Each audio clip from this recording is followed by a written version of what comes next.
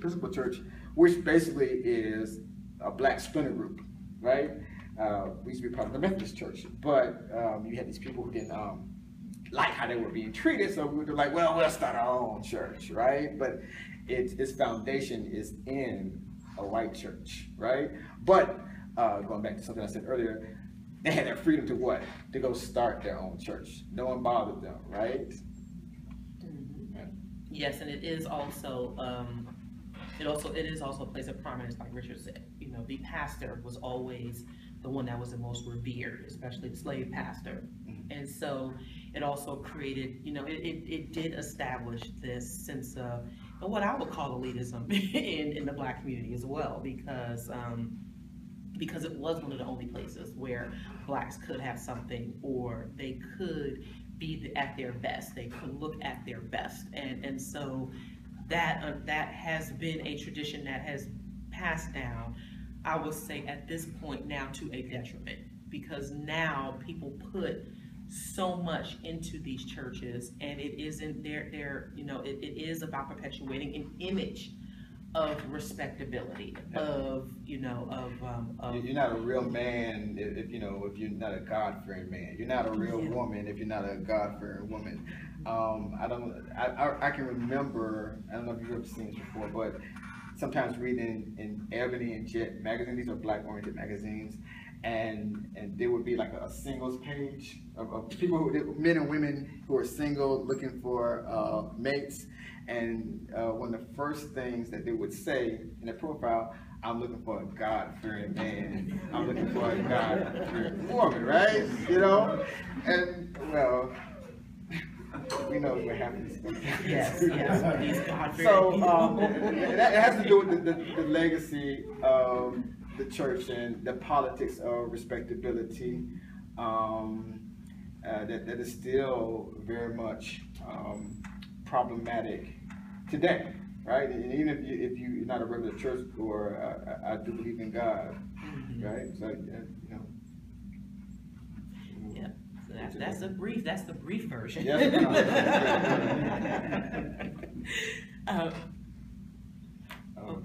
Okay. Some notable black humanists, freethinkers, atheists. I know when I started looking into this, I discovered a lot of people who were, how should I say this? They were atheists, but that part of them was diminished in history books. It wasn't A. Philip Randolph. Yeah. Do people know who he is? No. Okay. Right. All right. So you know, he was a union organizer, and probably more important when it comes to the black civil rights legacy, he and Bayard Rustin, another person who was probably a free thinker, was responsible for organizing the March on Washington, and which, as we know, was led by these Christian groups.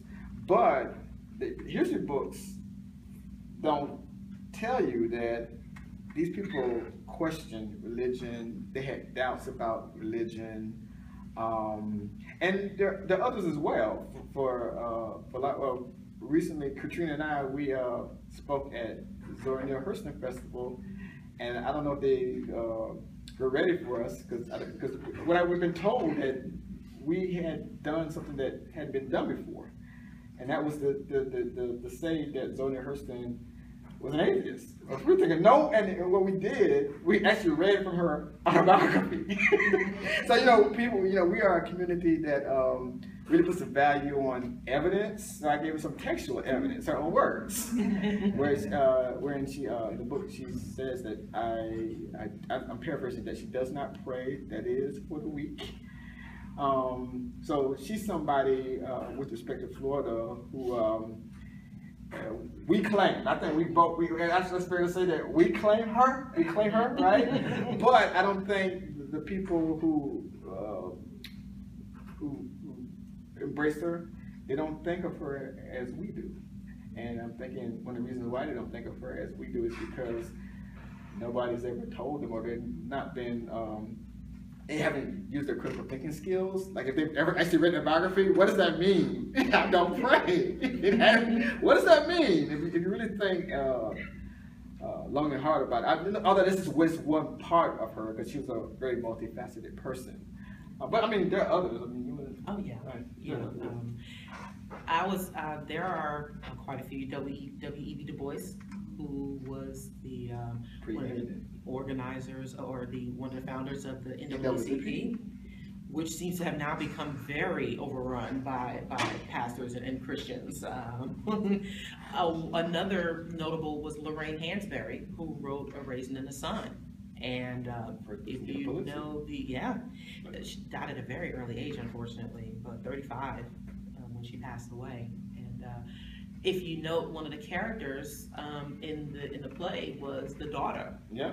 You know, who had pretty much rejected the idea of God. And get slapped. Yeah, and God, got slapped by her mother, which does happen. A former coworker of mine, she saw some, sorry, this is not veering off of the topic a bit, but she had seen some correspondence on Facebook, and she actually recalled, she said when she had some questions in the church, her mother beat her. You know, when she had questions about Christianity and what didn't make sense. So that has been unfortunately that fear tactic that has been instilled in many, and in our community in particular. You know, that don't you question God, you know. So yeah, that unfortunately does happen. But yeah, getting back to that, another notable for me was Hubert Henry Harrison, who was dubbed the Black Socrates. And he was an orator during the Harlem Renaissance. He was also, I think, he was a writer and a speaker. And he was very, very openly very open non-believer, very much challenged religion openly, very much a skeptic. And during the Harlem Renaissance, during that time period, several Harlem Renaissance writers. You could make the case that if they weren't an atheist, they were irreligious, or they were skeptics. All right, so you can make the case of I'm thinking Langston Hughes is another one. Absolutely. Right? But again, when people talk about it during Black History Month, that's nowhere to be found. And ironically, Black History Month started as Negro History Week, by an which was founded by Carter G. Woodson, who was a freethinker. Yes. So, you know, it is one thing that I've noticed is that, and having grown up basically inhaling Black history, is that I see that there's, to me, certain things seem, like, wow, y'all still discussing this? Because, I mean, for me, I grew up learning it. So it's still like, well, it's very interesting that even in this age of information, and even when I was growing up, the information was there, like in your local libraries, and the books were there. There were still many black people who, for many reasons, still didn't know a lot about Black history. And so it was something that wasn't an area of concern until Black History Month, or just certain time periods. But that was something that was, that I grew up with year round. So, I'm very fortunate to have that background, because it created an awareness that I needed, and that and that we all do need. Black history isn't just for Black folks. It is good for everyone. But the foundation of Black History Month started with a freethinker, and there are many people who still aren't aware of that. And to add on, one thing that I think we talked about this before with Alex and other people involved with our groups, about oftentimes what the secular community does, and I know it's well intentioned, is when they show the face of the secular community, they don't show people, like, for example, like we live in Florida. How well known is Zora Neale Hurston? Okay, there's a festival in Orlando every year, right? That brings in, it's probably brought in since it started, millions of people. Okay, she is Faulkner's contemporary. Okay, all right, and her books, Their Eyes Were Watching God, and her autobiography, they're one of the best-selling books ever, meaning that they stay in print, okay? Where am I going with this? And we've said it, she's a free thinker. Do you ever see her face on any literature? No. And I don't know how much of a difference it would make, but I think it would make somewhat of a difference if you saw a person who's both black and a woman as being part of the continuum, the historical continuum of free thought. And that's something for all of us to think about, like when we put together conferences, right? And especially in Florida, that we have a very famous person in Florida who, for whatever reason, is not thought of, even though we live in Florida. So that's something for people to think about. Yes, I totally agree, 100%. And say her name again, please. Zora Neale Hurston. Sweat, one of the best short stories. Yes. I teach her. All right, and she's a canonical writer. I mean, so this is what I mean. That she's not famous. She's, if you know what I mean, when she's a canonical writer, you can get a literature book, right? An introduction to literature book, and in addition to Faulkner, right? In addition to Eudora Welty, right? In addition to like contemporary writers like Alice Munro, she is with them. She is with them, right? And well, anyway, we can. Well, one thing I will say is that the Freedom from Religion Foundation really does. Butterfly McQueen is a part of their narrative, and if you aren't familiar with her, she is a black actress back in the early 1900s. And one of her famous quotes was, "As my ancestors are free from slavery, I am free from," and I'm probably paraphrasing, "I am free from the chains of religion." And so it is important for the community to recognize that there is there has always been this historical presence of free thinkers that come from the black community. And this is one of the reasons why we reiterate this, even when speaking with other black folks, is that this is the part of history that we also seem to, as a community, seem to overlook. And there's no reason for it. There should be no reason why you're scared to acknowledge that there have been non-believers in our community for a very long time, and people who have challenged this institution. And this is why we continue to say there is this emotional attachment that people have to it, but it doesn't mean that you stop acknowledging. If the people seen the movie Selma, okay, you know that there's a character played by John Lewis, and he's with this other character because he was with Smick. And he I don't know if y'all picked up on, he was a skeptic. I mean, both in the movie and in real life, he is an atheist. And right now I feel embarrassed. I can't even say his name.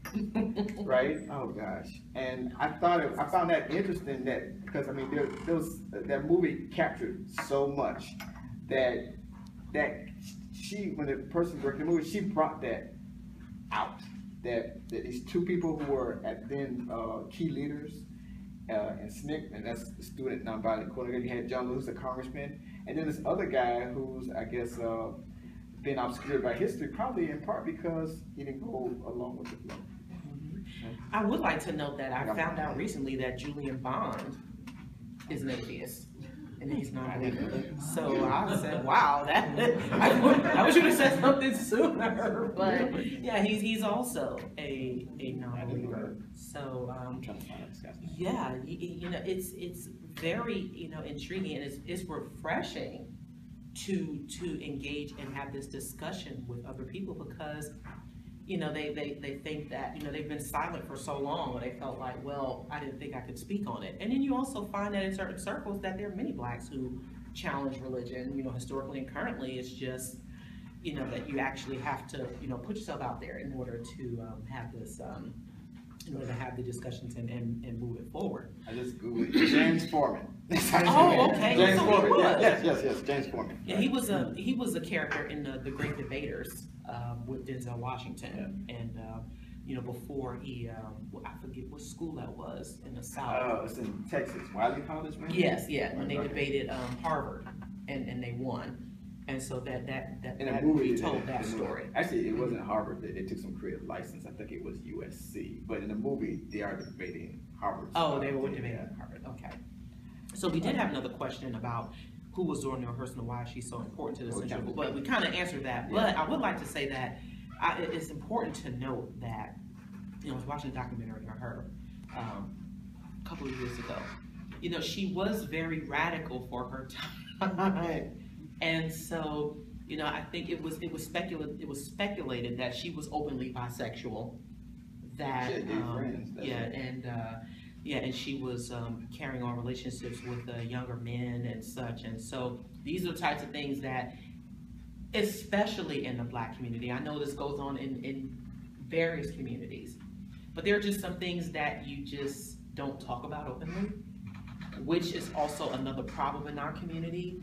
We know that there are people, you know, we know that there are issues that we need to discuss, like when it comes to pregnancy and other issues.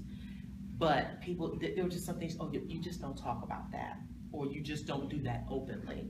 You know, so people would rather have swept those things under the rug, but because she was open and very much, you know, against the norm, you know, there were many who shunned her, unfortunately.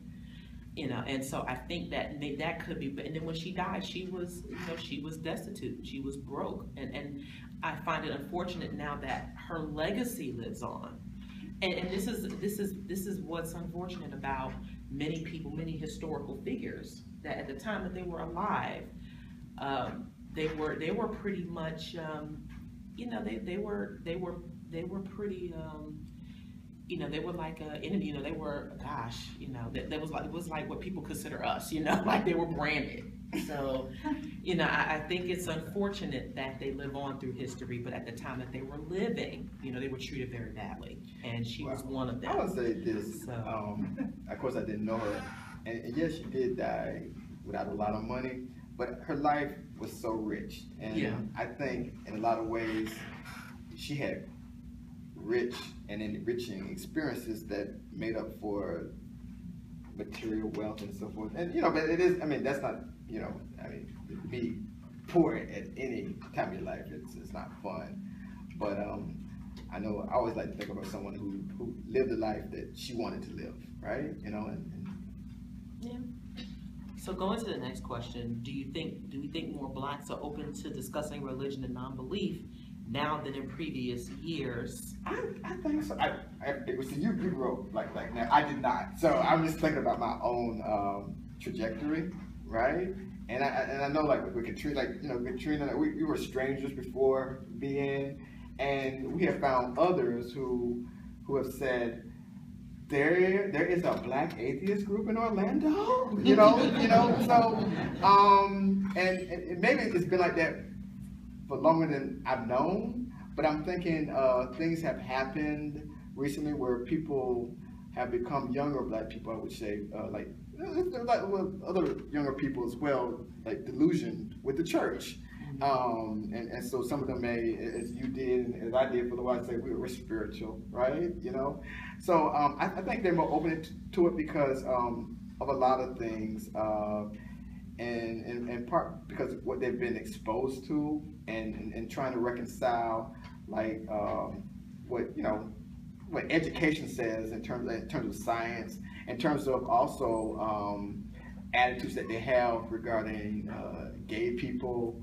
And I think it was similar to how it was when I was younger. They're trying to reconcile.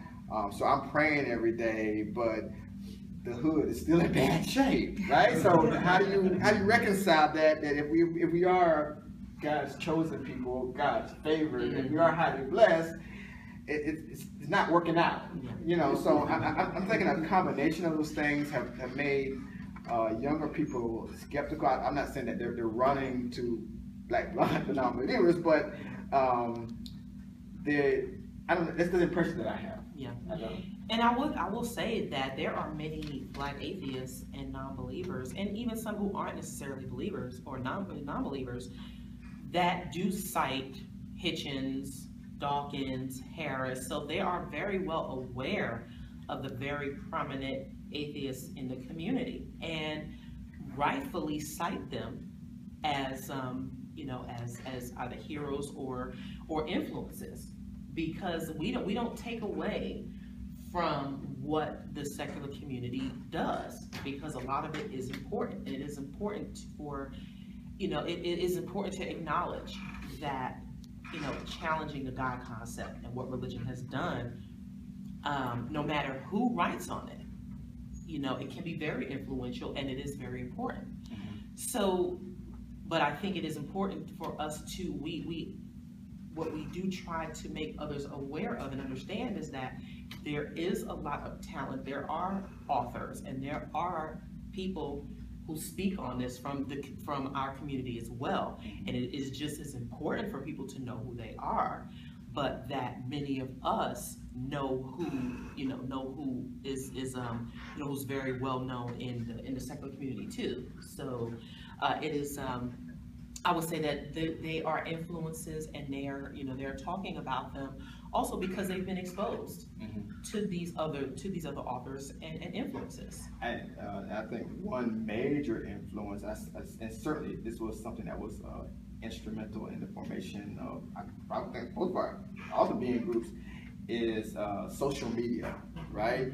I'm thinking 20 years ago and before, if you wanted to find an atheist community, you just had to be lucky, right? But now you can Google, right? Much like I did, you can go online and Google, and there's a wealth of information that comes up. And also, I want to add that one thing that I think that has made people more skeptical, for better or for worse, and this also has to do with social media, is kind of, what's the word I'm gonna use? A remorphing of Black nationalism.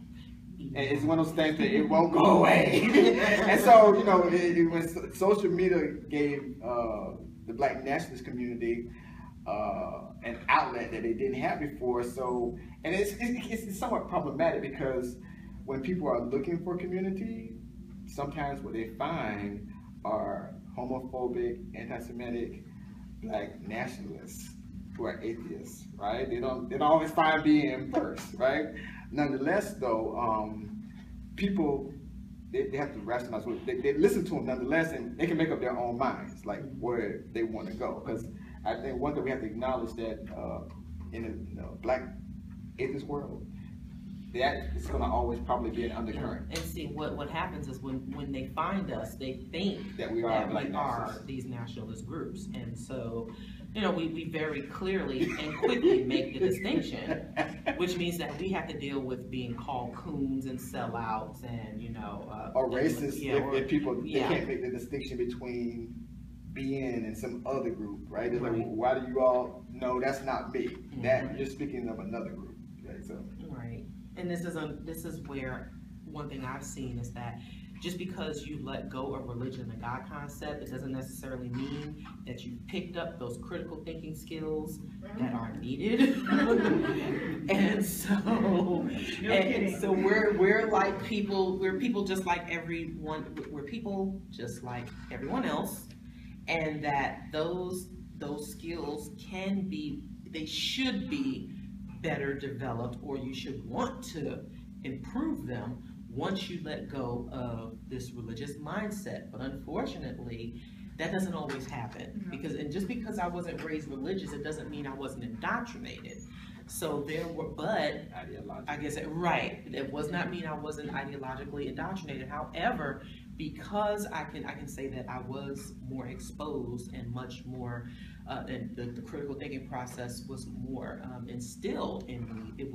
It became easier to break that. But there are a lot of atheists and non-believers who are still holding on to religious mindsets, and we do notice that tends to be an issue in the secular community and also in the Black community as well, and amongst the Black atheists, the subsect. But in the next question, can secular groups help and work with Black groups on this and other causes? Yes. Excuse me, when you say the word secular, what do you mean? Broadly speaking, we're talking about CFI, American Atheist. I mean, secular. I mean, broadly, it can be a lot of groups, but we're talking about people who are a group that are not religiously identified. So, American Atheists, CFI, Freedom from Religion Foundation, and so on and so forth. But I mean, we can even broaden it to bring in religious folk who are involved in secular causes, right? But I think what we mean, we're talking about the allies that we already have now, like CFI, American Atheists, the American Humanist Association. That's what we're talking about. Right. So many people, there are people, and I've experienced this when we're at conferences. There are some people who see our table and they walk all the way around because they don't think that there is anything that they can contribute. Even though I smile and say hello, there are some who are just like, well, I'm not black, so this doesn't apply to me. Well, that's one of the worst attitudes you can have. And this is part of the reason why we've actually formed this group, is because sometimes sometimes these attitudes are so prevalent and people may not realize that they're perpetuating them. And so there are definitely issues that we all deal with that are important to all of us and that we can all work with each other on. So, but yeah, once upon having the conversations, though, upon talking with us, then the dialogue becomes better. But that initial, I tend to laugh at this, and I talk about this too, is that you don't have to be initially scared of us, because that's not what we're trying to do. I mean, we're going to tell you like it is and what needs to be done, what the issues are, but we're not going to put it in a way where that's going to scare you off. So but yes, I have noticed that at different events, is that there are some within the community who think that they can't help, and they can't. So and some of the being affiliates are actually like you're an American Atheist group, right? Yeah, we're affiliates. We are a CFI group, believe it or not, right? Being Dallas, American Humanist Association, like that's the brand, right? So, yeah. I mean, just so you know, we already work with groups, and we've been fortunate enough, I think, like with this crop of national leadership, where people have actually reached out to us, and they've acknowledged, like, we want to grow the movement, we want more involvement, we want more diverse voices, and so we like to help you out. Right, that doesn't always happen with all groups, but I have to acknowledge that American Atheists has done it. I have to acknowledge that CFI has done it. I have to acknowledge that the American Humanist Association has done it. Okay, so just to let you know that at least when it comes to the BN brand, that I like to think we have a very good relationship with the national groups. I like to think that we do. Yeah, we do, because now at this point we are a national group. Yeah, and so And that's what I said that I definitely pride myself on, is that working together, helps us more than it doesn't. At least I acknowledge that there are times where that can't happen, but if it does, and if the opportunity is there, then we take advantage of it. And so that is something that, yes, that we absolutely can work together on these and other causes. And so a couple of more questions are you the only atheist in your family that you are aware of? If so, how was your family reaction to the work you do as a person who organizes activities for atheists? Okay. I think, to the best of my knowledge, I'm the only person who uses atheist to describe himself. Although there are probably people who are skeptics, but in my family, I think people have been members of the ME Church, talking about 5th generation now, for almost like 100, upwards of 120 years. So they're really loyal to the church. But maybe some people are probably occasionally skeptic, right? How do family members feel? I think they find me odd, but at the same time, I have to say that so far, it's been very fortunate. I've not been disowned. My family still loves me. And they still pray for me as well. So, which is good. I mean, that's not enough to, right? Not so much to save my soul, but just, that I'm in good health and things like that. But so far, so good. For the most part, I don't get an argument. I even have a cousin who's a minister, and we're Facebook friends. He's a minister. I'm an atheist, and that's been a fight there. I would say for me, no, I'm not. I actually have a cousin who very strongly criticizes religion, and this is one of my female cousins. And it was weird. I didn't really care for her growing up, but I have much more respect for her now as an adult. And not just because, it is part of it is due to the fact that we can, connect on this issue. And I do have, it's interesting because quite a few of my uncles identify as Muslim, and I have a very Christian uncle who loves Jimmy Swaggart, still to this day. But there was there was always a sense of diversity on my mother's side of the family, and that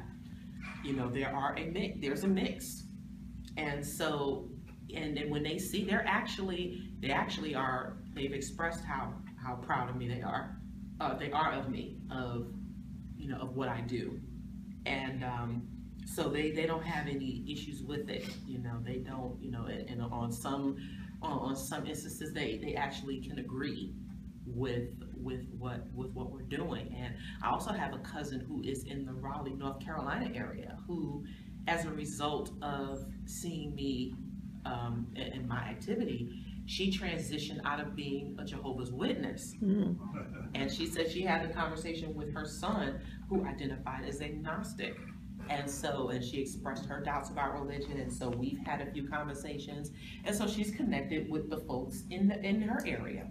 And so, that has been something that has been a growth that we are proud to say that we have seen within our communities, that there are people who have come from just doubting and just finding others, sharing that apprehension of being open to just being very vocal about it. And it's been very good to witness these the transitions and the growth and development of people, and especially of adults who have been indoctrinated just through the many various activities that we do. And so but yes, no, I'm not the only one, and it was interesting. I had to laugh. One of my cousins, I had my husband was in the hospital last year, and I called my cousin and my aunt,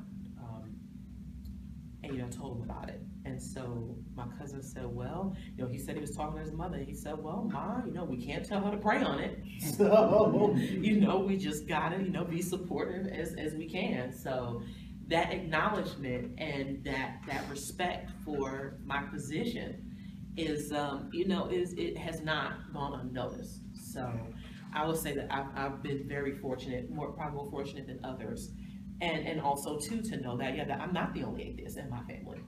So, and who knows, there's probably a lot more, but that remains to be seen whether they'll be more open and as vocal and become activists in the future. So that's been really good for us. Is there a lot of diversity within the Black atheist world? If so, how would you characterize or describe it? Yeah, there is, and I think if you go from one Facebook page to the next, right, one atheist-oriented, Black-oriented Facebook, each has its own personality, right? I know we had conversations with Bria, and we're talking about the largest one. We're gonna say this, Black atheists, right? I mean, it has a personality that's different from your group. It's a very different. That group is more of a no holds bar, But I'm kind of joking at it, but at the same time, I think what that particular group does for its members, and I'm a part of that group. If only just to keep up with what's going on, they feel free, right? And so what I recognize within that group is a sense of freedom that they have, that I'm willing to bet you that they wouldn't say and do what they do outside of that group, right? And we already mentioned that we have the Black Nationalist camp, which is very different from our group. And then we also have, on a smaller scale, groups that that serve and support women, right? We have that on a smaller scale. I mean, what do you want to add? I would like to say, just even looking at the more national entities within the Black Atheist segment, you have Black NonBelievers. Well, you formerly have Black Atheists of America, and you have African Americans for Humanism. You have the Black Skeptics Network. And so you also have some groups that identify as Black freethinkers. So even within our own dynamic, you have people who identify in groups that identify with the different free thought labels. And in some of the, the Black skeptics, that particular network does focus more on aspects of social justice that pertains to issues in the Black community. And so we acknowledge that they exist. You have, again, you have groups that anyone can identify with and within the Black community. So that diversity is there within itself. You do have Blacks that are focused more on like science. They prefer science education, and they are more into philosophy and the academic world. You have some that are more activist based. You have some that are social in nature. The problem that I see is that sometimes there tends to be one thing I'm seeing about from the humanist groups lately is that you're not a good person if you do not do any community service projects, or that if you are not out there every day helping someone, that somehow you are just not a good person. And I'm seeing that a lot, and I really don't like it, mainly because I know that people do what they can in the time that they have. Many of our members, they are just like me and just like Richard. We hold full-time jobs. I know I have a family. I have 3 children. I have a dog. Yeah, and I have a cat, and we have a cat too. So yeah, many of us are just your everyday average working individuals who wanted to get away from, they've discarded that, this religious ideal, and sometimes they feel like they're being pushed into another one, that somehow they must always be self-sacrificing every day of their lives. And I don't think that makes for a balance for an individual, because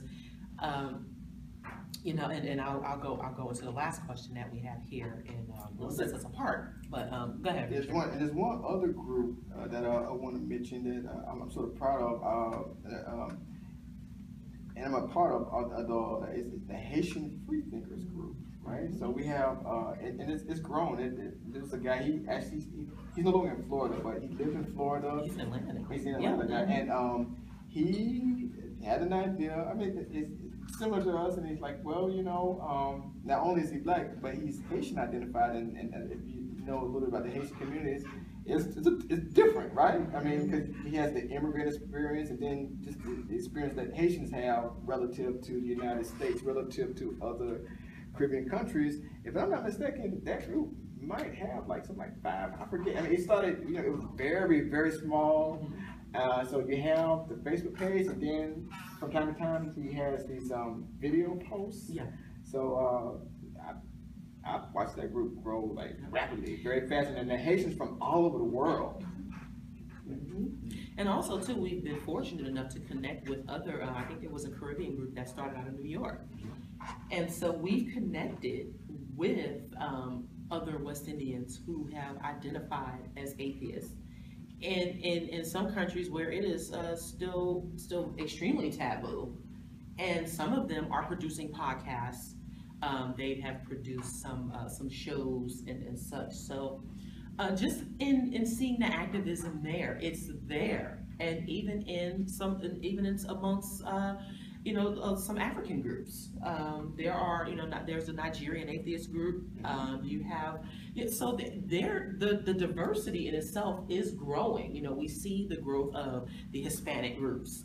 We see the ex-Muslims. And so there are a number of different segments of the population that are starting to become very open and active, and it is important for people to be aware of them and to not be and not to be afraid of it, because there are different experiences and different aspects that people bring, and that's the diversity within itself. So I would say, there is diversity. Absolutely. We are not a homogenous community, and we're not a homogenous minority within a minority. There's a lot of stuff that has been produced and that we've been able to bring out and make people aware of. So absolutely, there is. But getting to the last question. What are the major things that uniquely set your group apart from the larger mainline atheist groups? So, alluded to that. Hmm? I said we've already alluded to that a little bit. Yeah, but Richard and I in particular, and we have this conversation amongst our organizers and in our groups. Many of us are very avid hip hop fans. We are very much connected to what is considered pop culture, and part of the reason why we started, me and Ben, who's the co-founder, we noticed that there is a serious focus on education, being an intellectual or even appearing to be intellectual in this community, which is great, but it often overlooks your everyday average people who just want to feel related to. And there are a lot of us, we like to have fun. I passed on Northdale Mabry Highway. Do y'all ever go bowling? Are there activities that you like to do that you never thought that you could do as a secular group? Yeah. Yeah, we go to the movies as Black NonBelievers. We go bowling as Black NonBelievers. We do a lot of social stuff. And people know that, we're Black NonBelievers, and we like to do just as much, and we are into almost everything that you are. Now, a lot of our members and a lot of our members are very much into, they like to attend, the book clubs and book discussions and lectures, and that is, we are diverse in that we hold those too. But also in that, and also too, like I said, my background is in hospitality. My background is in connecting and knowing how to communicate with people. And in that world, you learn how to resolve, you come to resolutions and you learn how to strategize. And that is something that seems to still be very, whenever I have this talk, I never fail to get someone that says, I've never thought about that before. Because it seems like as a community, the higher educationally and intellectual that people go, there tends to be a disconnect with people, and there are some basic practices that we can put into place to alleviate that and to fix it. And so sometimes we get so high on the cause that and I don't ever want to just forget about the people, and I think that is what separates us from other groups, because we are that gateway. We have been that gateway to the black secular community, the Black community, and also for the secular community. And so I'm very, very proud that we are establishing that legacy. And it doesn't it doesn't mean that you are just I know even some in our community, they still laud those who are degreed or those who have the credentials. They don't always have all of the answers. This is not a one-size-fit-all movement, and we're not an all one-size-fit-all organization either. And so I think that has made a huge difference in people recognizing what we do.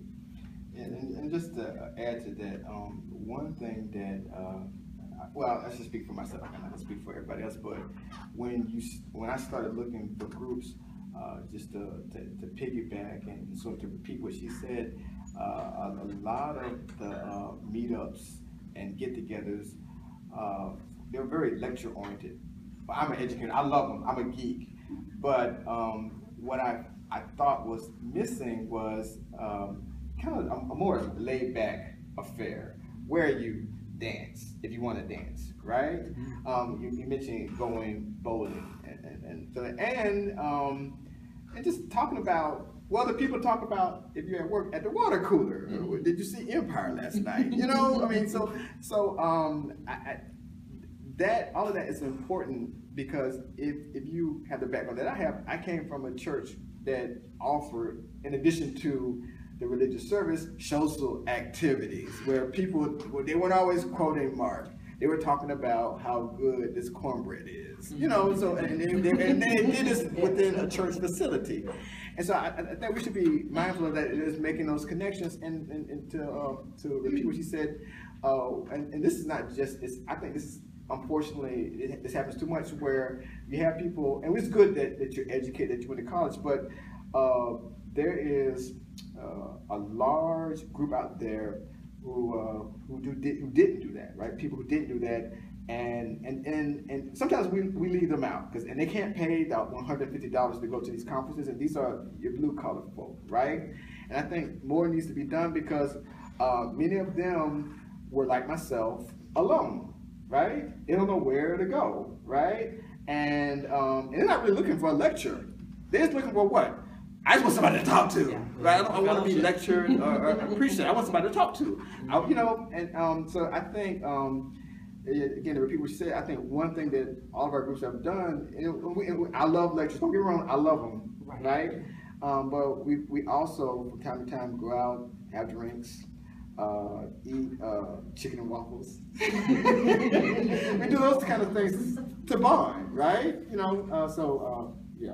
Yeah, and I think, and when Alex quoted me, or when he wrote his article about the Day of Solidarity, it does make the humanist movement or the secular community more human, because many of us, like I said, we have families, we are working, and we pretty much want the best for ourselves and our families and for others, just like everyone else. And it doesn't mean that we have to be like everyone else, but that we share a lot of similarities to a lot of people. And this is what normalizing atheism, normalizing secularism does, to show that we are very, you know, again, we are very just as normal, and just as, when people think of atheists, they're still thinking of us as evil people. You know, we have horns. Okay, so you probably never knew you were talking to an atheist until you actually spoke with one. And so this is what is important about putting ourselves out there and just being normal. And it doesn't mean it isn't the concept of understanding that the God concept is a bunch of crap does not take a higher education in order to understand. It can be broken down into simple explanations and simple forms. And to me, the best way to communicate is very simply, and you don't need a higher education for that. You don't need to understand the inner workings of science or philosophy to understand that. You can take different approaches to get people to understand that too. And I think another thing that I think that is a characteristic of our group. Yes, we have these Facebook pages and these other pages online, but the discussion is not always and exclusively limited to religion. If you want to talk about whatever, or as we find out, can you recommend a good place to stay, right? We don't think that a person shouldn't be able to talk about what he or she wants to talk about if we're friends, if we're comrades. And this maybe I'm being a little judgmental and opinionated, but I think that can be a turnoff, right? When, like again, people who want community, right? and you shut them down, right? If they let's talk about this, and let's break away from the monotony, right? And not to say that we always want to have the religion discussion, stuff like that. So I think that's something else that that is characteristic of the being family, that you don't like fights or whatever, but you can pretty much come in and talk about whatever you want to talk about, what's happening in the news, right? You come in and talking about whatever. Right? Yeah, and also too, we like to refer.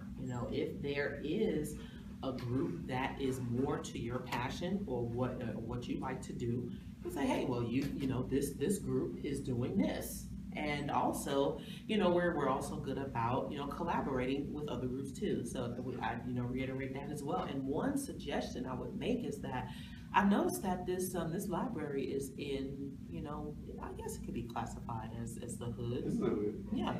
Yeah. So, perhaps if there are any events that are taking place in this hood, it would be good for for you to participate in as a coalition, and that, hey, there is this group that you never know when the subject came up about starting a being group here.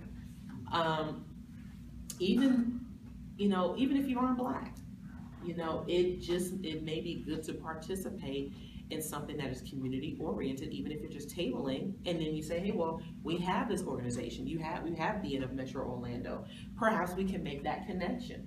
So, I've said this with another group too, it's like, I think sometimes there is this tendency to wait for things to happen.